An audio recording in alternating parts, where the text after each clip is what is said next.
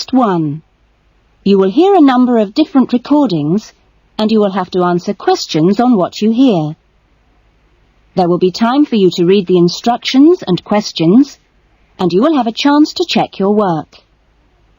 All the recordings will be played once only. The test is in 4 sections. Write all your answers in the listening question booklet. At the end of the test, you will be given 10 minutes to transfer your answers to an answer sheet. Now turn to section 1.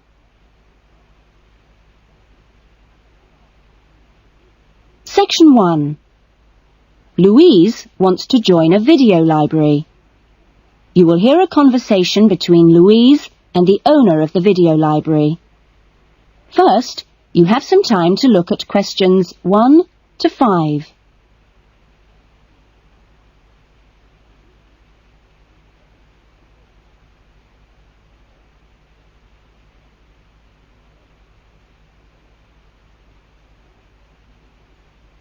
You will see that there is an example that has been done for you. On this occasion only, the conversation relating to this will be played first. Oh, hello. I'd like to join the video library. OK, would you like to fill in the application form now? Yes, I can do it now. Hold on and I'll get a form. Now, I'll just ask you a few questions and then I'll get you to sign at the bottom. Right. What's your full name? Louise Cynthia Jones. Jones. Yes, that's right. Louise's surname is Jones, so Jones has been written on the form. Now we shall begin. You should answer the questions as you listen, because you will not hear the recording a second time. Listen carefully to the conversation and answer questions 1 to 5. Oh, hello. I'd like to join the video library. OK, would you like to fill in the application form now? Yes, I can do it now. Hold on and I'll get a form. Now, I'll just ask you a few questions and then I'll get you to sign at the bottom. Right. What's your full name? Louise Cynthia Jones. Jones. Yes, that's right. OK. And what's your address? Apartment 1, 72 Black Street, Highbridge. Black Street? That's just round the corner, isn't it? Yes. OK, so the postcode is 2085, right? Yes, 2085. And your telephone number? I need both home and work. Home is 9835-6712, and work is 9456-1309. Do you need any ID or anything like that? Yes, we need your driver's license number. That is, if you have one. Yes, I know it off by heart. It's an easy one. 2020BD. Do you need to see it? Yes, I'm afraid I do. Here. Right, thanks. And could you tell me your date of birth, please? 25 July, 1977. That's the most important part out of the way, but could I just ask you a few questions for a survey we're conducting? Okay. Before the conversation continues, you have some time to look at questions 6 to 10.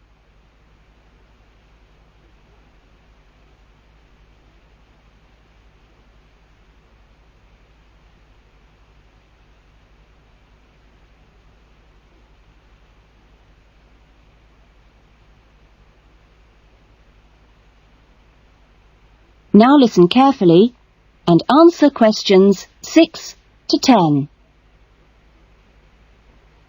What kind of videos do you prefer to watch?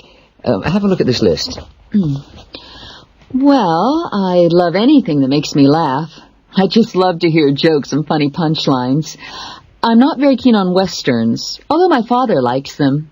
But I'm a real softie, so anything with a bit of a love story is good for me. It doesn't matter how old. Not musicals, though. They're too much. Anything else? I'm completely taken by documentaries of the great outdoors. You know the sort. Animals, plants, and faraway places. I saw a wonderful one on dolphins last week. It was amazing. Now, I think that's all from me, except I need you to sign here on the line. Here's a pen. Oh, and I nearly forgot, the membership fee. $25 refundable if you leave the library for any reason. There you are. And do I sign here? Yes, that's it. You can borrow videos now if you like, but your card won't be ready until next week. You can come and pick it up when you bring your first videos back. That is, if you want to take some now. Yes, I'd like to. I'll have a look around. Fine. That is the end of section 1. You will now have half a minute to check your answers.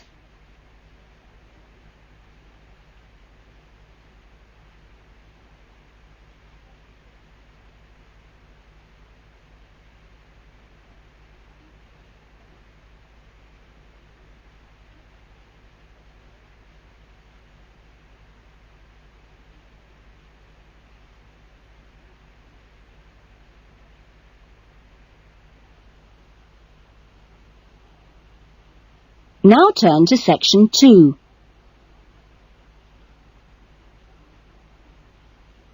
Section 2. You will hear a radio interview about an expedition across the Atura Mountains. First, you have some time to look at questions 11 to 15.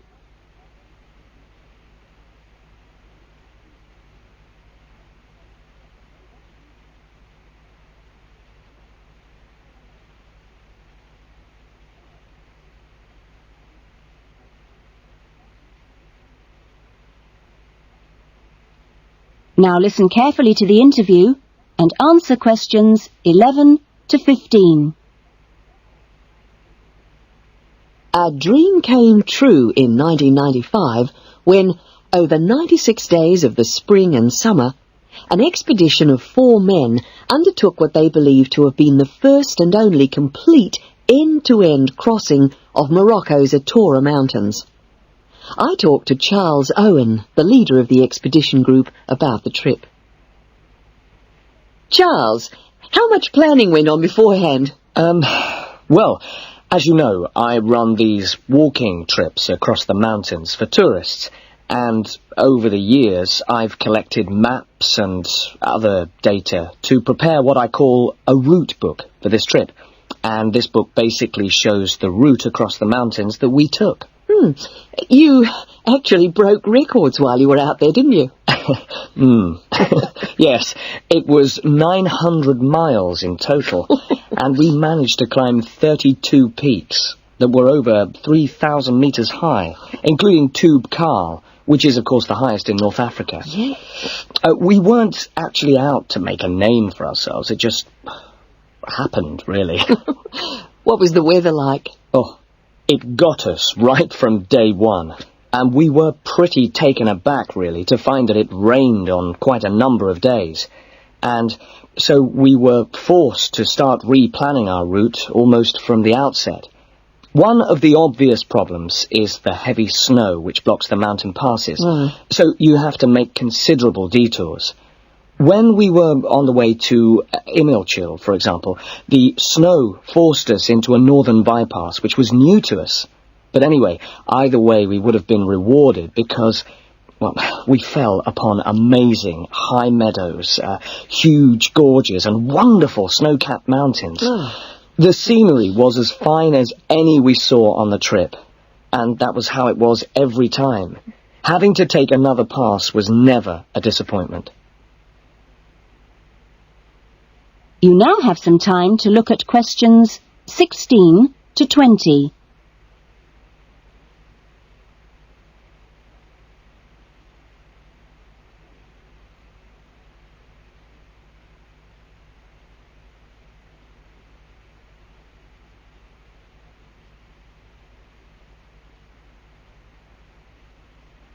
Now listen to the rest of the interview and answer questions 16 to 20. It was in many ways a social trip, wasn't it? Yes. We'd arranged to meet up with friends at various points on the journey. I mean, this was actually one of the purposes of the trip. And we managed to keep all these dates. Which, well, it's amazing, really, considering the detours we made. An old friend acted as a sort of transport organizer for everyone, and the Hotel Ali in Marrakesh was a good social base. I'd really recommend it, although I can't remember who runs it. Anyway, groups of friends actually joined us for 3-week stints, and others just linked up with us. Some, whom we hadn't met before the trip at all, tagged on for short bursts, people from the area who just came along for the ride. But outside the major visitor areas like Toubkal, we only met one other group of travellers like ourselves in the whole 96 days. Were there any bad moments? Well, we took 2, I must say, long-suffering donkeys with us to help transport water and tents and things. I suppose if we were to do it all again, we'd probably hire donkeys along the way. Taza and Tamri, as we called them, after the last places in the trip, well, they made quite a unique journey between them. And, well, but it was continuously demanding for them. On both the really high summits, they took diversions that were quite out of character, and I can only assume that it must have been due to tiredness. Well, thank you. And Charles has put together a video about this journey and continues to lead groups to the Atora Mountains. So if you want further information... That is the end of section 2. You will now have half a minute to check your answers.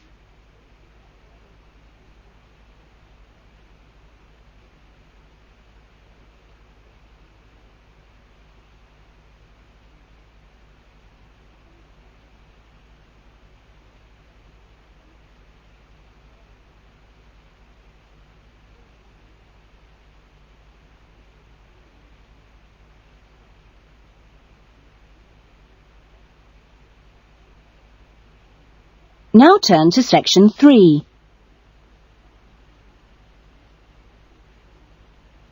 Section 3. You will hear 2 new students, Jane and Tim, talking about their university studies.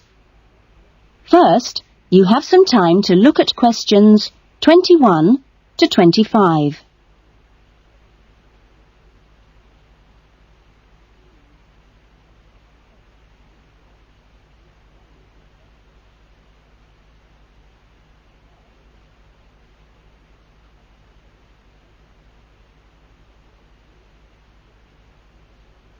Now listen carefully to the discussion and answer questions 21 to 25. Hi, Tim! Jane! How are you? Fine. I've been wondering when I'd run into you. Have you been here long? I arrived yesterday, on Sunday. How about you? I got here a few days ago, on Saturday. No, wait a minute. What's today?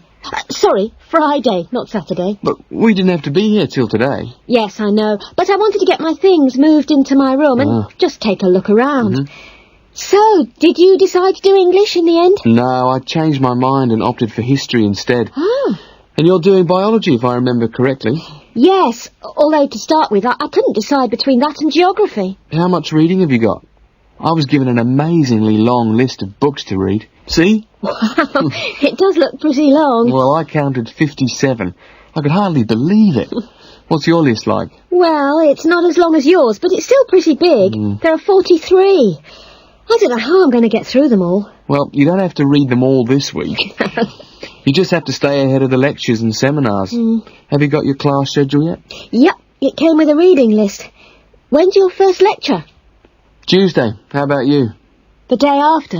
It's my busiest day. I've got 2 lectures in the morning and 1 in the afternoon. Before the discussion continues, you have some time to look at questions 26 to 30.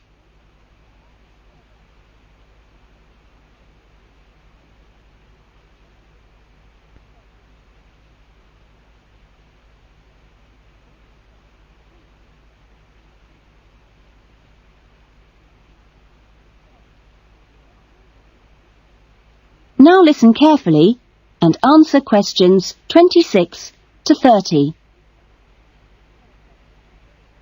It's going to be different from school, isn't it? Yeah, particularly the lectures. Have you got any special strategy for listening to lectures?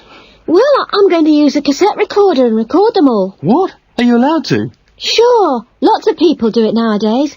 It means you can listen to the lectures all over again later and make really good notes. I couldn't do that. I like to take notes as I'm listening. I usually find I get all the important points. Reading is different, of course. My approach is to skim the book first to see what's important and what isn't. It saves hours of time. But what if you miss something?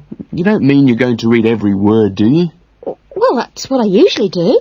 Well, that's up to you, but I think you're crazy. Oh. What's your first lecture on, anyway? Oh, it's a lecture on the French Revolution. The French Revolution? How boring. Oh, it's not boring at all. It was an amazing period of history. It changed everything in Europe. So what's your first lecture about? It's about animal behaviour. It sounds really interesting. Look, I was on my way to the library. I'm going to get some of these books out and start reading for the first essay I've got to write. And what have you got to write about? No, you'll never believe it. I think our professor must have a sense of humour. He's given us the title, Why Study History? That's a good one. When you find the answer, let me know. No, I'm going to enjoy writing it. Have you been given any writing assignments yet? Yes, I've got to write about animal language. That sounds a challenge. I suppose you'll be off to the zoo to do field research. That is the end of section 3. You will now have half a minute to check your answers.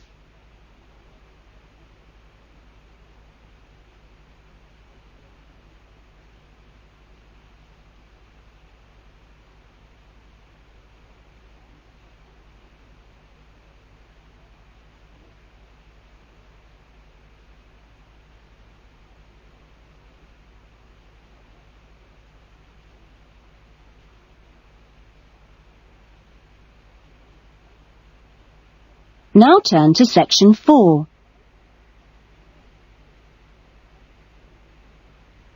Section 4. You will hear a lecture being given to school leavers on the jobs people can get in sport and the training programs available to prepare for those jobs. First, you have some time to look at questions 31 to 40.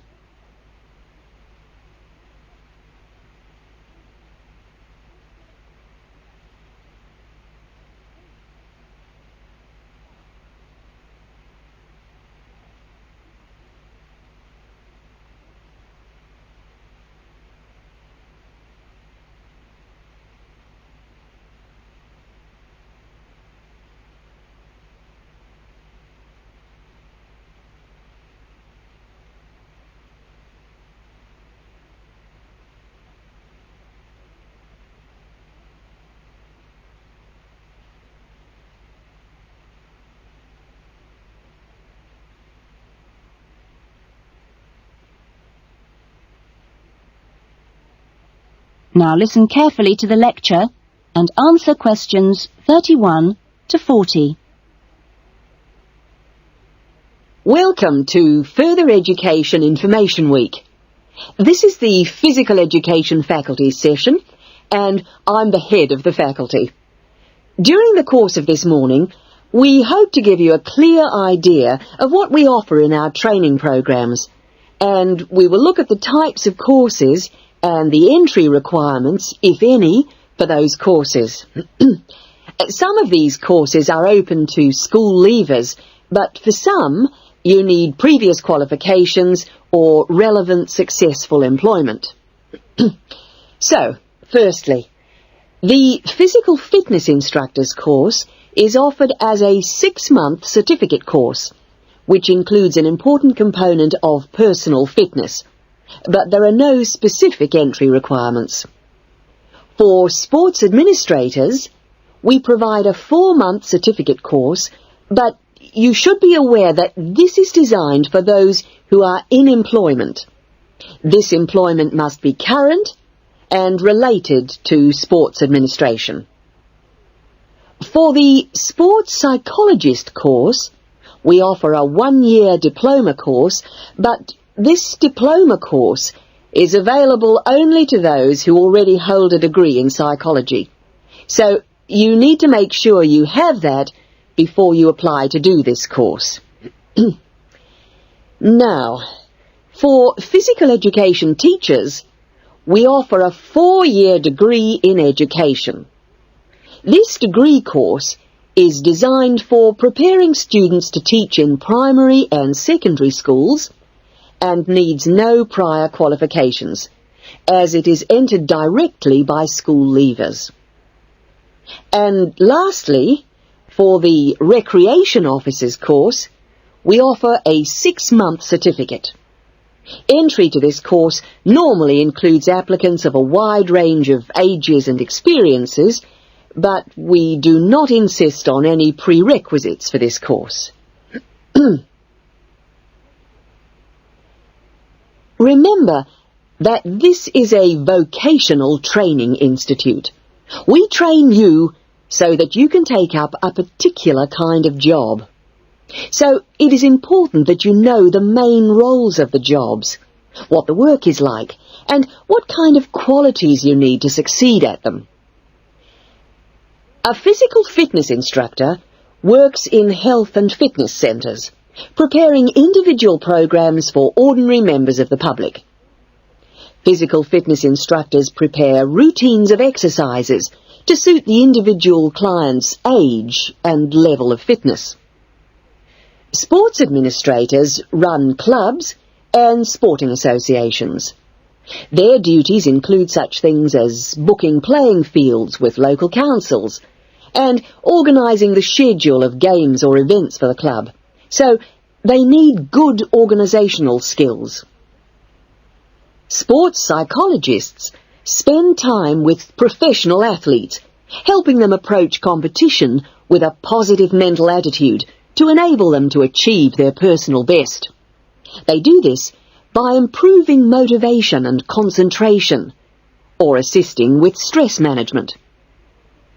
Physical education, or PE teachers, instruct young students in how to exercise, play sport, and do other recreational activities correctly and safely. PE teachers help the development of coordination, balance, posture and flexibility, with things like simple catching and throwing skills.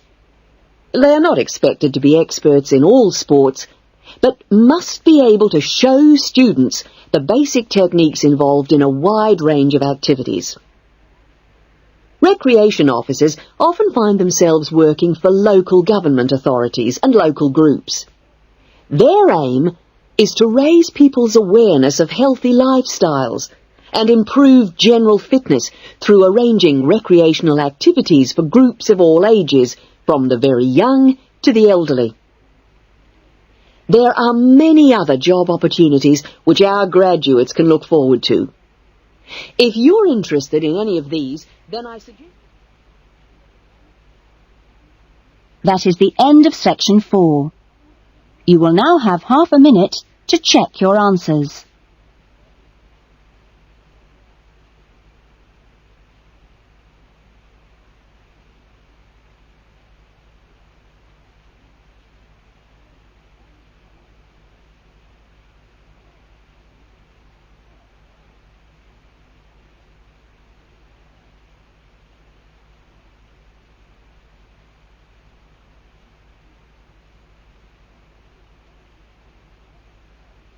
That is the end of the listening test.